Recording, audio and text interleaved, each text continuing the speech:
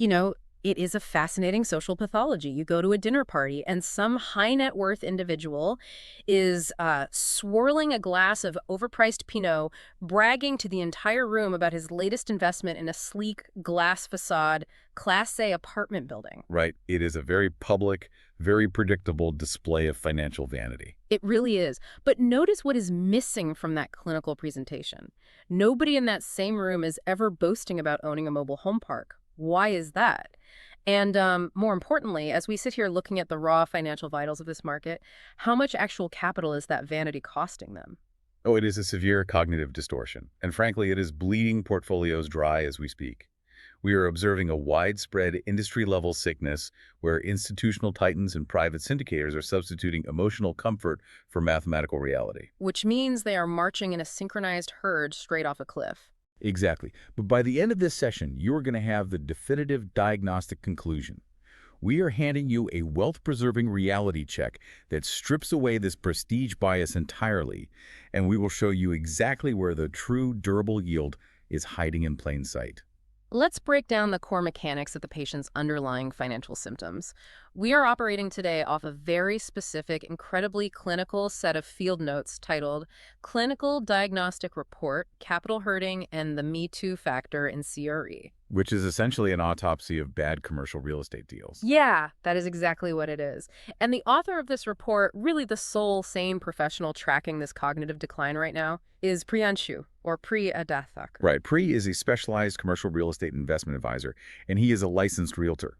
So while the rest of the market is downstairs polishing fictional spreadsheets and hallucinating future property appreciation, Pri is performing the actual deal autopsy. He is serving as the boots-on-the-ground authority protecting client capital allocations, specifically in Central Ohio and the broader Midwest. And the chief complaint in Pri's chart is severe. I mean, private syndicators, family offices, high net worth individuals, they are all suffering from dangerous portfolio yield compression. Because they are gorging on crowded, familiar asset classes. Traditional office spaces, suburban retail strips, and those shiny Class A multifamily units we just mentioned. The report brilliantly categorizes this sickness as dinner party equity. Which is just buying a flashy, recognizable brand name purely for the status symbol. Exactly. The patient completely ignores the aesthetic stigma attached to non-glamorous property types. Fees like specialized industrial spaces, or medical office buildings, or manufactured housing communities. They ignore them despite the fact that those unglamorous properties display vastly superior stress-tested cash flow metrics. Right. They are actively choosing the aesthetic of wealth over the actual mechanics of cash flow. But hold on, let us pause the chart review for just a second. We're throwing around terms like yield compression and cap rates. But for you listening, if you are not swimming in real estate spreadsheets every single day, we need to translate this. Fair point. What exactly is a compressed cap rate in plain English? And I mean, why is it a symptom of financial suicide? Look, let us strip the jargon away entirely. A cap rate, or capitalization rate, is essentially your annual return if you bought a building in all cash. Okay.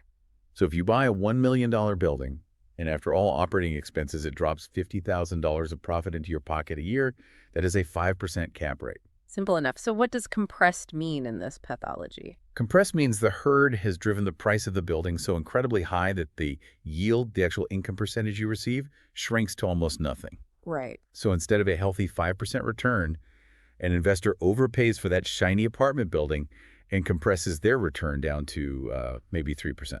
But wait, if they're getting a tiny 3% return and their bank mortgage is charging them 6 or 7% interest, they're actually losing money every single month. The math is upside down. That is the debt service cliff waiting for them.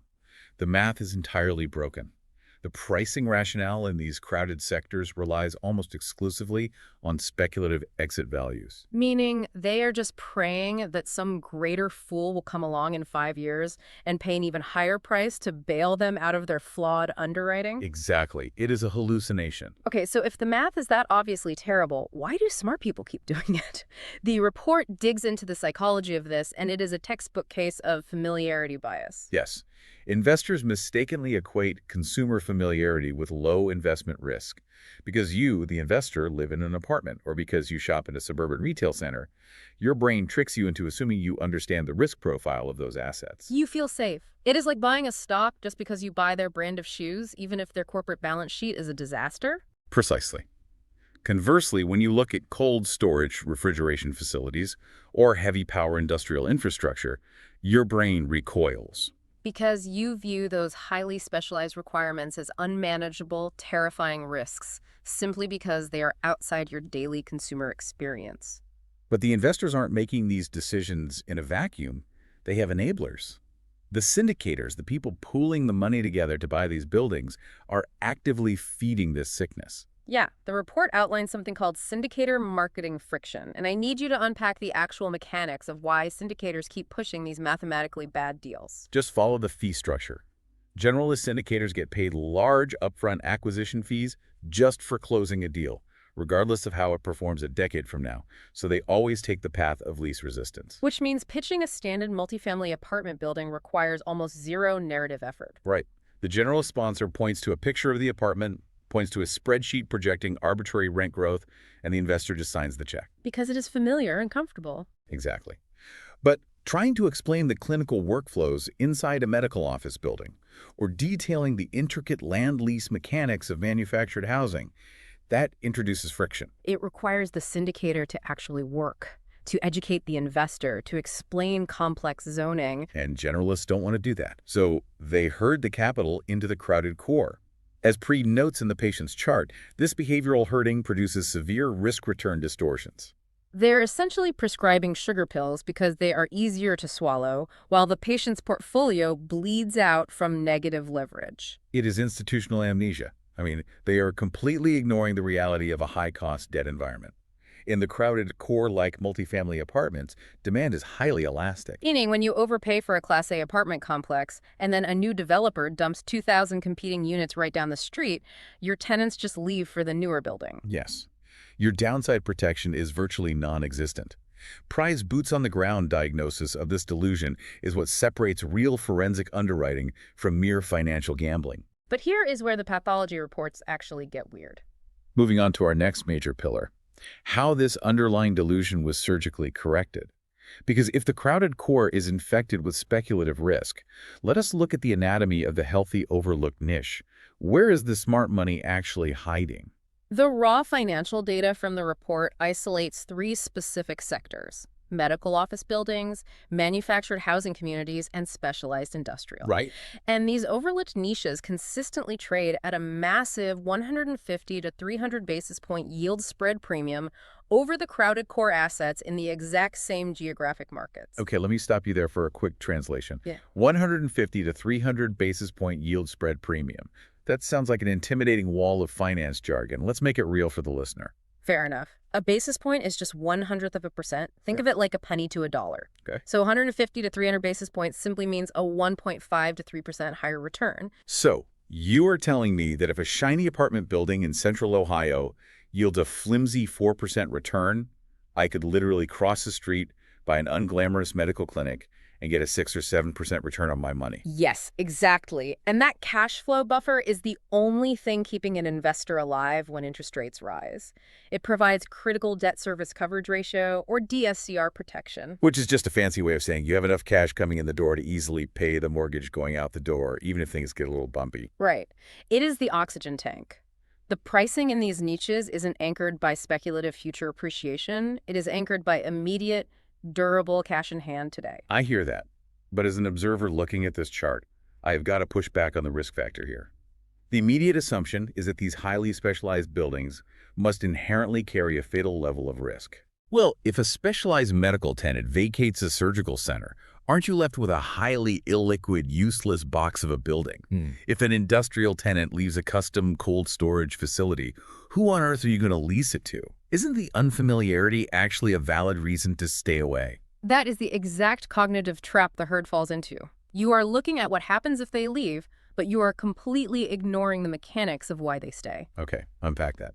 The answer lies in the structural moats these assets possess. The technical symptom the market entirely misunderstands is switching costs.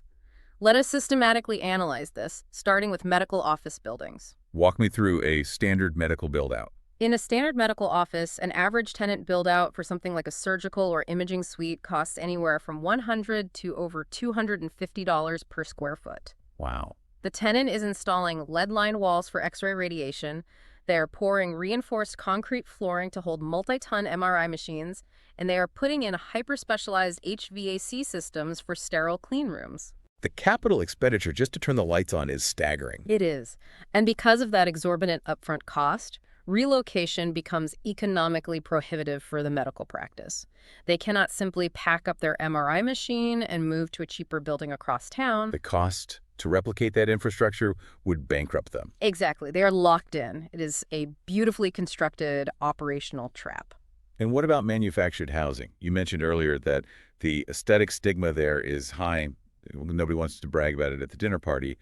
But how do the switching costs apply to a mobile home park? Well, in manufactured housing, the resident actually owns the physical home. The investor merely owns the dirt beneath it, the land lease. Right. If that resident gets upset and wants to leave your park, moving a tenant-owned home off a lot costs between $5,000 and $10,000 just for the heavy transport. And that is assuming the older structure can even survive the highway transit without falling apart. So they just, they don't leave. They don't. The annual tenant churn in manufactured housing is a negligible 5 to 10%. Now compare that to the crowded core, the shiny class. A multifamily units our dinner party guest was bragging about. Right, the turnover there is brutal. The annual tenant turnover in apartments is a bleeding wound of 30 to 50%. And every single time a tech worker leaves an apartment because they want a different rooftop pool, you as the owner suffer vacancy loss, you pay to repaint, you pay leasing commissions, and you bleed cash.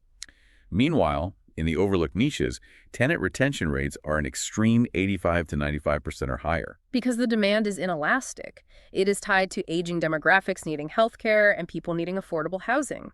It is not tied to fleeting consumer preferences. This is exactly how PRE saw the symptoms before the family portfolio was traded away for pennies on the dollar by generalist syndicators. The structural moat protects the yield. Exactly, and specialized industrial operates under the exact same pathology.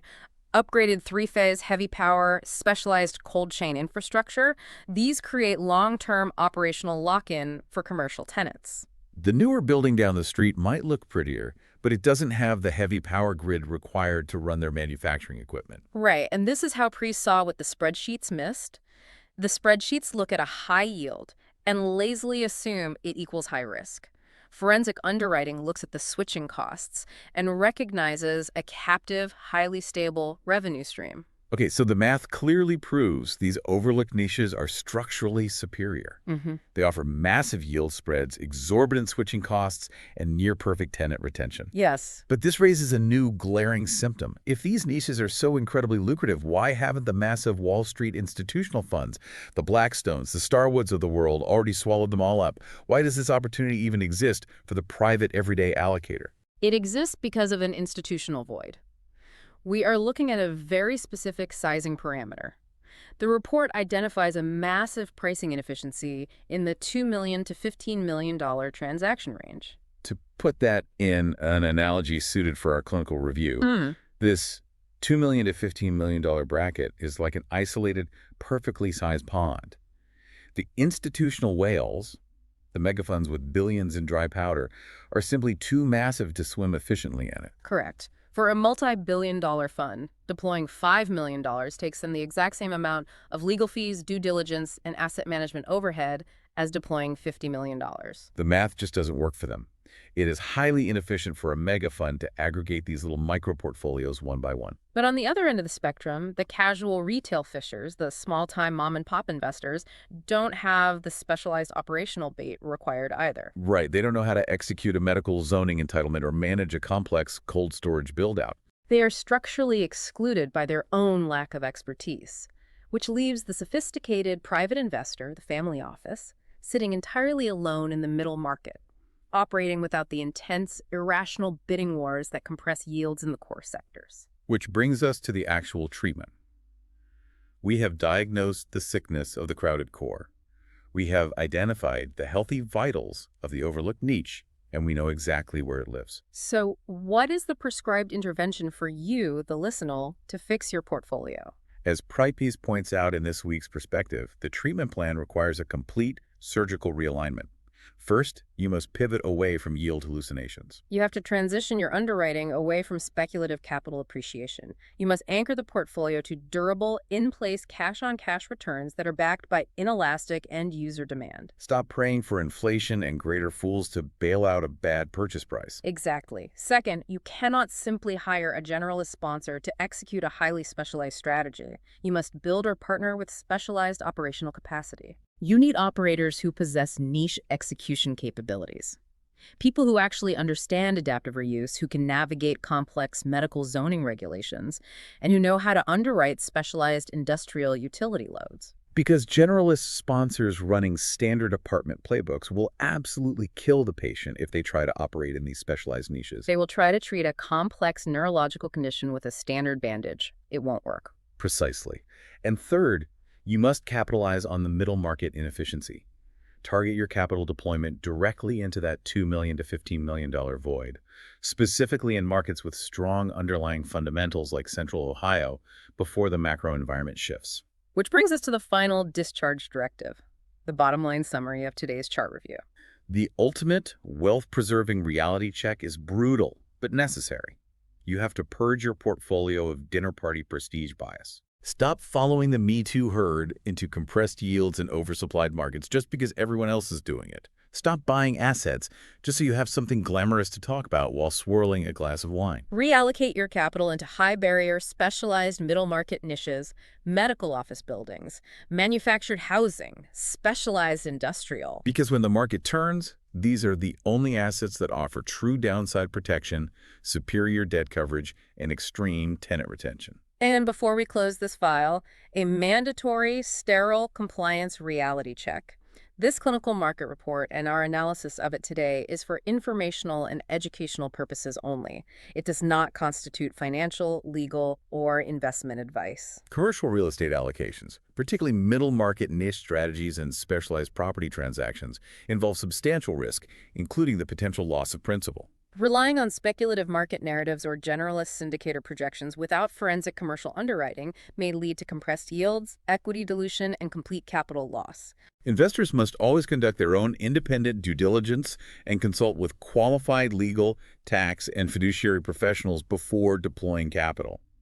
The clinical ward takes no responsibility for your failure to underwrite. Standard operating procedure.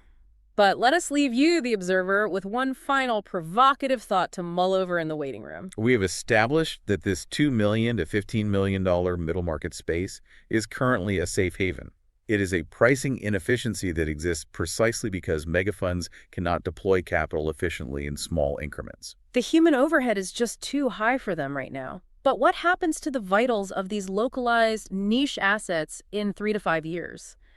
You were talking about a structural mutation. Exactly. What happens when new technology, artificial intelligence, and advanced operational software finally eliminate the friction of asset management? Think about it. What happens when AI can underwrite a deal, execute the legal due diligence, and manage a medical office building in Ohio from a server room in Manhattan with near zero human overhead? When that software inevitably allows institutional roll-up capital to effortlessly aggregate these micro-portfolios at massive scale. Will this middle market void this protective pond disappear entirely? And if so, is right now, in this current cycle, the absolute last window to get in before the machines cure the inefficiency permanently? We will leave you to diagnose that timeline for yourself. We will see you next time at the desk. Before you close your app, do us a quick favor. Rate and review the show. It takes 5 seconds, but it directly supports what we do here. Want to get these insights delivered straight to your inbox before anyone else? Head over to bearinvestors.com and join our inner circle today. See you on the next episode.